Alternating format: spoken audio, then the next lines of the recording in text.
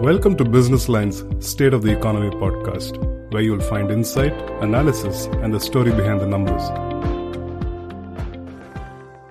Hi all, welcome to Business Line's State of the Economy podcast on agriculture.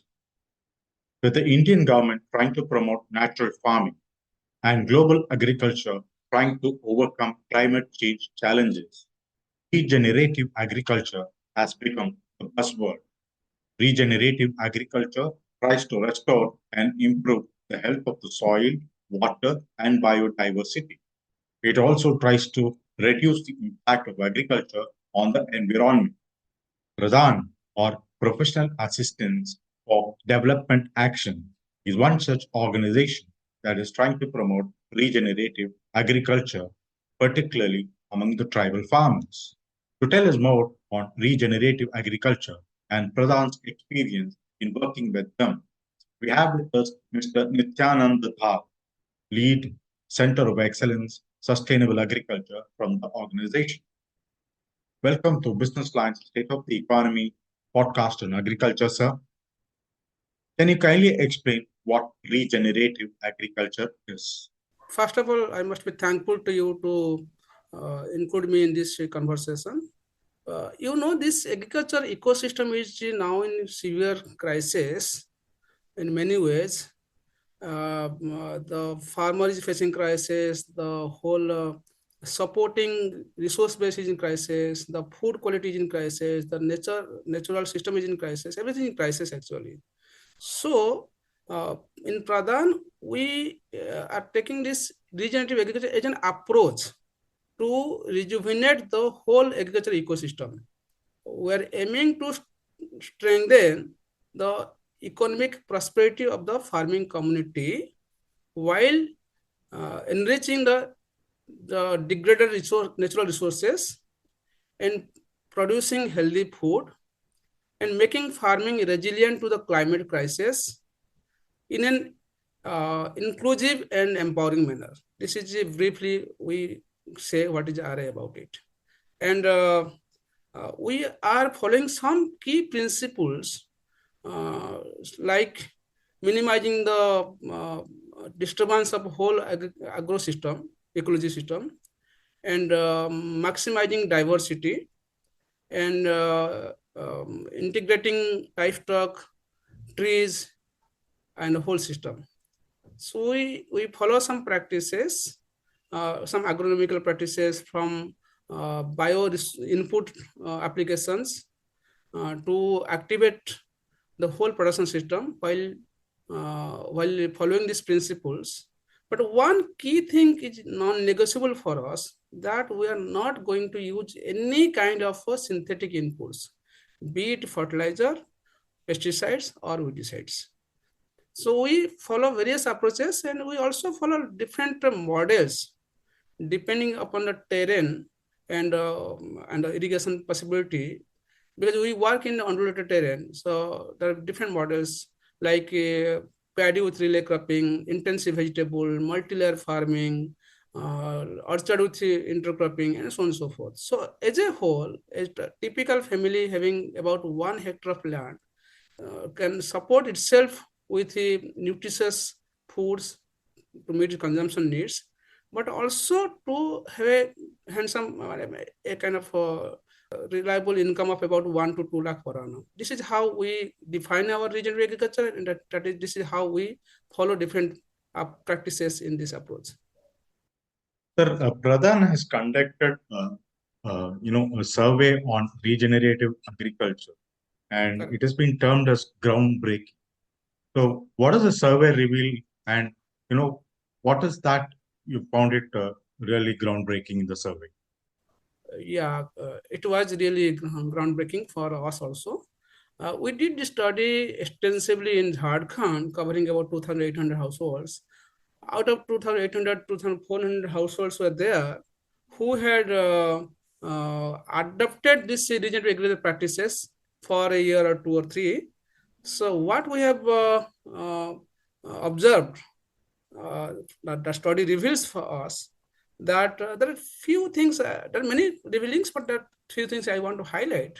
One is the farmers are are aware of the crisis, and they are eagerly looking for a change.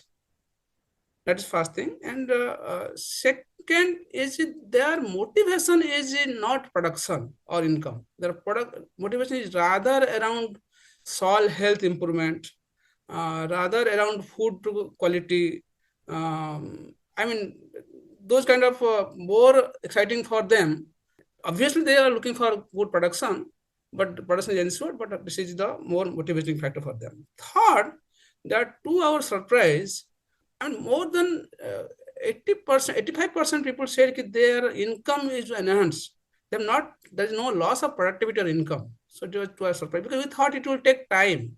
It will take few years to match up to the current production level, but it's not so. Within 80%, within a year itself, more than 85% people are saying their production is enhanced, their food production enhanced, their income is enhanced. And there are many more. And fourth is, and this is very enabling and empowering for women. In all most of the decision making process related to agriculture, more than 80% cases, the women are, women and male are together taking decisions. And in other 20% cases, more than 10% cases, women are taking decisions solely, and less than 10% cases, only male are taking decisions. So this is very empowering for women. What is the way forward with regard to regenerative agriculture? Well, I will rather put in this fashion. There are many ways the hiccups. I mean, this will work or not work. Let us see. We cannot afford to this. There is no time for us to take a breath. Everybody is in crisis. So the health implication is severe, and climate implication is severe. So we need to come together aggressively, and we need to put collective effort to make this as a drive, as a mission. Like in, I think in case of food crisis we faced, like this green revolution was a way out to help us meet the crisis, food crisis. We all need to come forward, including government, all CSOs, media players, everybody need to come forward to create a buzz around this. There is no think it will work or not work, even though it will work less, which is not proved not to be the case by our study. But in any case, we cannot afford to continue what is happening. And the way forward could be one, creating high impact model sites across the country in each and every block. When I say high performing model means it should also ensure income, it should also ensure good crop, soil health change. I mean, in all frontiers, we need to establish a high performing models. It is possible. Science is there. And third, I think we need to create champions to take it in large scale. Champion experts, professionals who understand the science, who understand the perspective, who understand the pathway practices. Champion farmers who want to establish things in a evolving and kind of learning process approach. And third, I think government need to come with a very strong messaging and program that with a very significant outlay, financial outlay. Like for example, 2 lakh crore were investing for fertilizer subsidy. So why can't you think about at least 1 lakh crore to make a shift? So these are 3-4 things I think we need to collectively come forward and take it forward. These are the way outs. Yes, sir. So PRADAN has been working with tribal communities, particularly women. What opportunity does it see for regenerative agriculture in the community it works with? Yeah, you are right. PRADAN works with more than 1 million households, but these are largely from the tribal heartland. This is the central poverty pockets. So we work with tribal community and women, and there are few more aspects are there. It goes hand in hand. For example, they are from the poorer, economically poorer community. This is also one kind of a fact with those community. Second is they are in a hilly track where most of the agriculture practice is rain-fed. I mean, the irrigation scope is very less. And third is they are a little bit away from mainstream in terms of connectivity, in terms of accessing the services, these input services, market services, and all things. So these are also the integral part of the community we work with. And the surveys we have done from those community only. So that it seems that it is important for them. But to reflect back, what could be the strength or challenges to help this community to adopt regenerative agriculture? I club into two clusters. One is the potentiality or positive possibilities. These people are very close to nature. I mean, their life moves around nature. So they love nature. They understand nature much more than probably all of us. So they understand the importance of producing something while taking care of nature as a whole. So conceptually, or in a spiritual manner, or in kind of understanding, it's very easy for them for it to understand the whole philosophy and whole approach. That is one strong thing, and we have seen it. Second, the resource base is somehow not degraded much. This green erosion impact has not gone make severe damage to the soil system or ecology. So making a shift is a little easier. Third, the resource, bio input resource required to make a shift are easily available in those localities. They have some local seeds, some livestock. I mean, the resource base are in favor. That is in favorable conditions. But challenge, actually, the climate change challenge is more severe or more affecting to these people who are economically poor, whose lands are unrelated and rain-fed. Because if there is some longer dry spell, their crop will be more affected because the soil is not able to, we can't irrigate much. And also the access to inputs are very poor. The fertilizer, even though they want to apply it, maybe because of crisis of supply, they are not able to get it easily, because the better people are able to take the fast lot or whatever. And marketing also become difficult. So for them also, when they produce crops which are having more safe life, they can store it for more time, and they cannot purchase more, even though it may be available in the market, but very difficult for these poorer people, remotely placed tribal community, to purchase and eat. So in that way, it is easier for them to adapt in a sense. Also, it is equally important for them to adapt because they face proportionately higher, or the crisis is more for them, or the challenge is more for them. Yeah, and I think we have seen that key.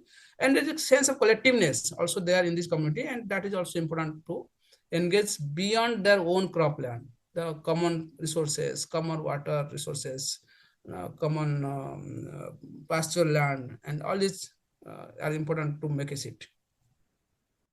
Sir, any other point that you would like to drive home on regenerative agriculture?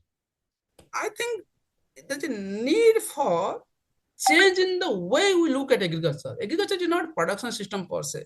It's not about producing some crop, feeding us. Agriculture is a way of living. If you see, the agriculture was able to feed everything. For clothing, for shelter, for food, for all medicine, everything. So what I think this extractive mindset has created this damage. So we need to relook, or I think we need to look at agriculture as a comprehensive package. We need to evaluate, or we need to value, estimate the multiple benefit streams of agriculture in totality. It's a framework to capture multiple benefit streams in a format, in a matrix kind of form. Could be around, definitely, if there is a loss of soil health, it is a loss of asset. If there is a problem of water availability, then the cost of water is going up. If you are not able to store it and damage is more, 30% food damages, there is a loss to the whole economy. if we are not going to have more moisture retention for second crop, that is a big loss. So we need to reframe agriculture is a comprehensive outcome, giving focus to the healthy food. I mean, if in absence of healthy food, we are facing a lot of problem, health crisis, spending a lot. So healthy food, economic benefit, not only farmer, but also farming community as a whole. How local economy is getting strengthened, how the resource-based natural agro system, ecology system is restored, how the whole sociological benefit is strengthened. 4-5 things need to go together. We need to evaluate it. And any evaluation, anybody is asking about conventional we are producing more. Producing more what? We are producing poison food. So let us have a comprehensive outlook and evaluate things in a total framework rather than one specific framework. And I think for that, we all need to come together. And no time, no if and but. Everybody need to come together and make a dedicated initiative. We need to create a lot of champions to take it forward. A lot of professional champions, a lot of professional farmers. So we need to come together. Everybody need to come together. There is no time left. Thank you very much for sharing your insights with us, sir. Thank you all listeners for tuning in. Until we meet in our next episode. Bye all.